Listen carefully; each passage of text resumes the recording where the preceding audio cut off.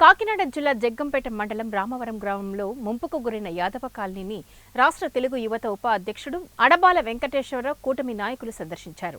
మోకాల లోతు వరద నీటిలో వెళ్లి కాలనీ వాసుల సమస్యలను అడిగి తెలుసుకున్నారు. ఈ సందర్భంగా ఆయన మీడియాతో మాట్లాడారు.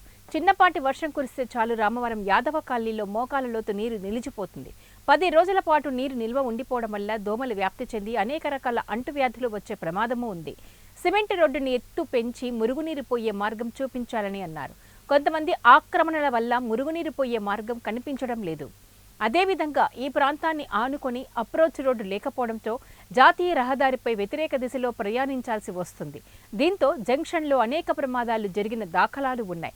హైవే అధికారులు స్పందించి అప్రోచ్ రోడ్డు ఏర్పాటు చేసి ఆ అప్రోచ్ రోడ్డు గుండా డ్రైనేజ్ వ్యవస్థ నిర్మించాలని అన్నారు. ఈ సమస్యను జగ్గంపేట ఎమ్మెల్యే జ్యోతుల నెహ్రూకు విన్నవించడం జరుగుతుందని అన్నారు. హైవే అధికారులు 2 రోజుల్లో స్పందించకపోతే హైవేపై పెద్ద ఎత్తున ఆందోళన చేపడతామని వెంకటేశ్వరరావు హెచ్చరించారు. లేకపోవడం వల్ల నేషనల్ హైవేలో ఆపోజిట్ లో వీళ్ళు వెళ్ళడం జరుగుతుంది. మరి అనేక మార్లు సైకిల్ మీద వెళ్ళేటప్పుడు కానీ మరి బండి మీద వెళ్ళేటప్పుడు కానీ కొద్దిపాటి దూరమే కదా అని చెప్పేసి మరి 200 మీటర్లు పోతుంటే అనేక ప్రమాదాలు కూడా జరిగినట్టు దాఖలాలు ఈ ఏరియాలో ప్రదేశంలో జరిగినట్టు ఉన్నాయి.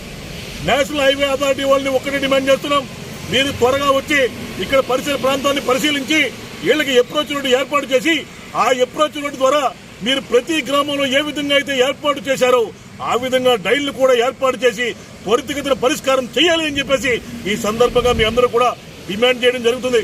మరి అదే కాదు, రేపు ఉదయం మరి స్థానిక ఎమ్మెల్యే జ్యోతుల నెహ్రూ గారి కూడా పోవడం జరుగుతుంది. మరి పోయి ఇక్కడ